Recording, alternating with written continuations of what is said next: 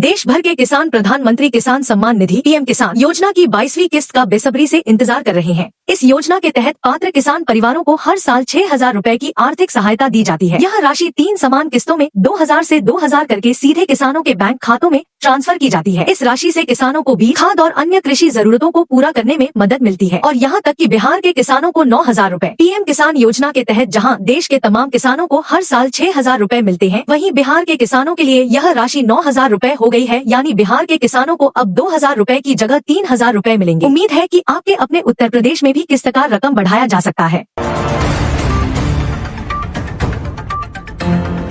Ration card बनवाने का process बदला, जाने ऑनलाइन कैसे करें अप्लाई। सरकार के नए आदेश के अनुसार आवेदन करने के 15 दिनों के भीतर संबंधित अधिकारी को आपके फॉर्म का निपटारा करना होगा। अगर देरी होती है तो संबंधित अधिकारी पर कार्रवाई का प्रावधान है। अगर आप नया राशन कार्ड बनाने के बारे में सोच रहे हैं तो आपको ये जान लेना चाहिए कि राशन कार्ड बनवाने का नियम काफी बदल गया है। साल 2026 में उत्तर प्रदेश में नया राशन कार्ड बनवाने की प्रक्रिया को काफी डिजिटल और समयबद्ध बनाया गया है। अब आपको दफ्तरों के चक्कर काटने की जरूरत नहीं है, क्योंकि खाद्य एवं रसद विभाग ने अधिकांश सेवाओं को ऑनलाइन और पारदर्शी कर दिया है। नए नियमों के अनुसार आवेदन करने का पूरा तरीका क्या है, ऑफिशियल वेबसाइट पर जाकर पता कर सकते हैं। बिजली बिल राहत योजना में 6 लाख से अधिक ने कराया पंजीकरण। मेरठ पश्चिमांचल विद्युत वितरण निगम लिमिटेड के अंतर्गत 15 जिलों में बिजली बिल राहत योजना 2025 से 26 में 6,11,036 उपभोक्ताओं ने पंजीकरण कराकर अपना बिजली बिल कम कराया है। इससे उपभोक्ताओं को ब्याज पर 100% छूट मिली है। तीसरे चरण में मूल बकाये पर 15% की छूट, विद्युत चोरी के मामलों में 40% की छूट मिल रही है। छात्रों के लिए गुड न्यूज, आज सीएम योगी ने दिया स्कॉलरशिप का तोहफा। 20 लाख स्टूडेंट्स के सीधे बैंक खातों में आया पैसा। उत्तर प्रदेश के मुख्यमंत्री योगी आदित्यनाथ आज छात्रों को बड़ी सौगात देंगे। वह इंदिरा गांधी प्रतिष्ठान में स्टूडेंट्स को स्कॉलरशिप बांटेंगे। लगभग 20 लाख स्टूडेंट्स के बैंक खातों में स्कॉलरशिप आया। रविवार यानी आज यूपी के छात्रों के लिए बड़ा दिन है। प्रदेश के सीएम योगी आदित्यनाथ उन्हें बड़ा तोहफा देने वाले हैं। दरअसल इंदिरा गांधी प्रतिष्ठान में पात्र स्टूडेंट्स को मुख्यमंत्री स्कॉलरशिप बांटेंगे। पिछड़ा वर्ग कल्याण विभाग, अल्पसंख्यक कल्याण विभाग और समाज कल्याण विभाग की स्कॉलरशिप योजनाओं के पात्र स्टूडेंट्स को स्कॉलरशिप मिलेगी।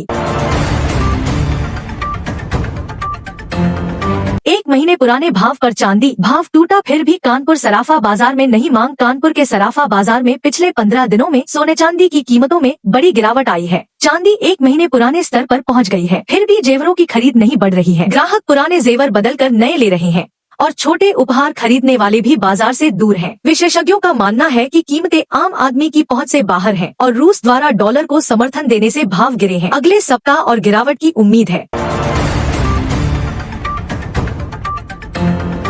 यूपी में जल जीवन मिशन की बदहालियां। महोबा में 65 लाख खर्च कर बनी टंकी पानी भरते ही दरक गई। महोबा के जैतपुर ब्लॉक के नागराडांग गांव में जल जीवन मिशन के तहत 65 लाख रुपए की लागत से बनी पानी की टंकी पानी भरते ही फट गई। इससे हजारों लीटर पानी बर्बाद हो गया, जिससे योजना की बदहाली उजागर हुई। भाजपा विधायक बृजभूषण राजपूत ने भ्रष्टाचार पर कार्रवाई की मांग की है, जबकि अधिकारी जल्द खामी दूर करने का आश्वासन दे रहे हैं।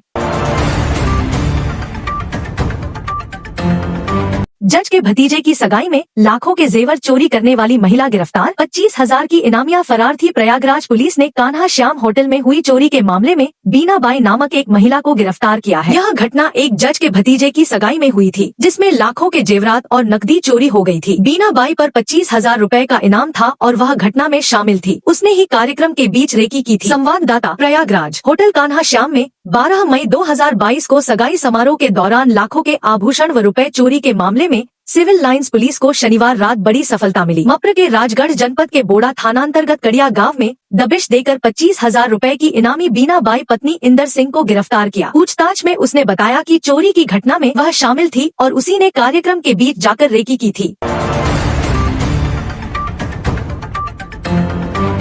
कानपुर में फरवरी में गर्मी का झटका। 27.5 डिग्री सेल्सियस तापमान। 2 दिन बाद बदलेगा मौसम। रविवार को कानपुर में 27.5 डिग्री सेल्सियस तापमान दर्ज किया गया, जो फरवरी का सबसे गर्म दिन रहा। इससे पहले 11 फरवरी को 27 डिग्री तापमान था। मौसम विभाग के अनुसार 16 से 17 फरवरी को बादल छाए रहेंगे, जबकि 18 फरवरी को गरज चमक के साथ हल्की बारिश की संभावना है। इससे दिन और रात के तापमान में उतार चढ़ाव आ सकता है। यूपी में मौसम में तेजी से बदलाव देखने को मिल रहा है। कानपुर में फरवरी में ही गर्मी का एहसास हो रहा है। रविवार को बादलों के छंटने से तेज धूप और 27.5 डिग्री सेल्सियस तापमान रिकॉर्ड किया गया। यह सीजन का सबसे गर्म दिन था। यूपी में अब हर जॉब कार्ड धारकों की होगी ई-केवाईसी। फर्जी लाभार्थियों पर कसेगा शिकंजा। मनरेगा योजना में पारदर्शिता लाने के लिए उत्तर प्रदेश में सभी जॉब कार्ड धारियों के लिए ई-केवाईसी अनिवार्य कर दिया गया है। इसका उद्देश्य फर्जी लाभार्थियों की पहचान कर वास्तविक मजदूरों को लाभ सुनिश्चित करना है। बलिया के नगरा और चिलकहर ब्लॉकों में ई-केवाईसी तेजी से चल रहा है, जिसका लक्ष्य 25 फरवरी तक 100% पूरा करना है। यह कदम योजना के दुरुपयोग को रोकने में सहायक होगा। मनरेगा योजना का नाम बदलकर वीबी जीरामजी करने के बाद इसमें पारदर्शिता लाने के उद्देश्य से जनपद के सभी ब्लॉकों में अब प्रत्येक जॉब कार्ड धारी के लिए ई-केवाईसी अनिवार्य कर दिया गया है। इससे फर्जी जॉब कार्ड धारियों की पहचान कर उन पर कार्रवाई की जाएगी, ताकि वास्तविक मजदूरों को ही योजना का लाभ मिल सके।